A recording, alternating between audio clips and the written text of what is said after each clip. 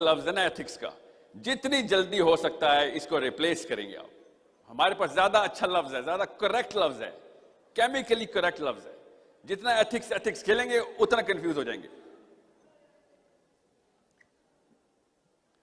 इस वक्त the definition of this word ethics is not coming from your book. Brazil जाएंगे, ethics की definition बदल जाएगी। ब्राजील के अंदर भी कुछ शहरों में जाएंगे, डेमोग्राफिक बदलेगी, एथिक्स की डेफिनेशन बदल जाएगी। साइबेरिया जाएंगे कोई और होगी, पाकिस्तान में कुछ और है। खैर पाकिस्तान में तो हम वही लेते हैं जो इस वक्त इंग्लैंड में है, एथिक्स की डेफिनेशन। हम अपनी तो ले ही नहीं रहे ना। It is very ethical to be gender sensitive to the definition of the genders what America is calling genders now. It's ethical.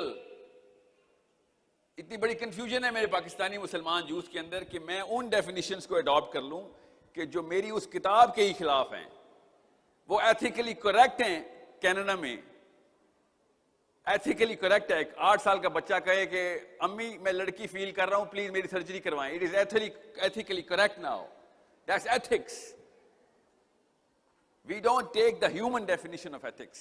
कभी भी मत ले लेना, किसी इंसान की जरूरत और मजाल नहीं है कि वो एथिक्स को डिफाइन करे, वो अखलाकियात को डिफाइन करे। ये बेसिस है मेरे मुसलमान और इंसान होने का तकाजा है कि जिसने मशीन बनाई है उसका मैनुअल उठा के लेके आऊंगा मैं। हर बंदा फैशन के तौर पे एथिक्स का लफ्ज इस्तेमाल कर रहा है, माइक्रोफोन पकड़ के। इतना बड़ा सवाल है ना इस माइक्रोफोन का। किसी कंफ्यूजन में मत आ जाइएगा। This word has many many meanings dependent on कि किधर बोला आपने एथिक्स का लफ्ज। मैं कनाडा में होता हूं, 50 ऐसे लफ्ज हैं जो मैं पाकिस्तान में बोल सकता हूं, कनाडा में बोल ही नहीं सकता। लॉ सूट हो जाएगा मेरे खिलाफ, because it's not ethically correct.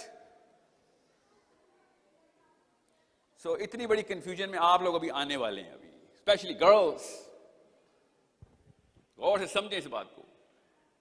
आपको सिर्फ एक हदीस सुनाने आया हूं उधर में, ताकि आप ये एथिक्स को पूरी तरीके से बहा दें और करेक्टनेस के ऊपर लेके आए, अपने आप को करेक्ट करें।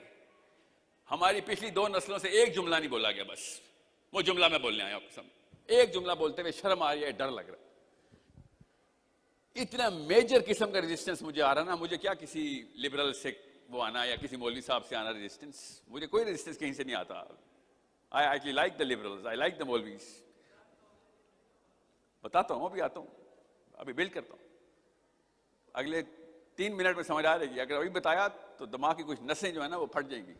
अभी बताने दें कि अल्लाह ताला ने कैसे, नबी अलैहिस्सलाम ने कैसे रेज़रेक्ट किया था। आपके समझ रहे हैं, मक्का के अंदर जाहिलिया के दौर में एथिक्स नहीं थी, खुदा की कसम थी। एथिक्स तो मक्का के अंदर भी थी, उनके अपने रूल्स थे, उसी को एथिक्स बोलते हैं।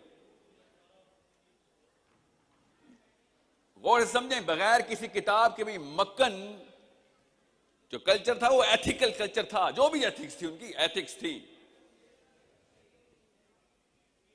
तो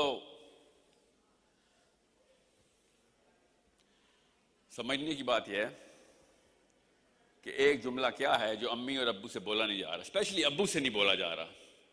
बस एक जुमला नहीं बोल सकते। जब बच्चा 12-13 साल का होता है, उसको एक जुमला बताए जाने से डर जाते हैं, खुदा की कसम डर जाते हैं।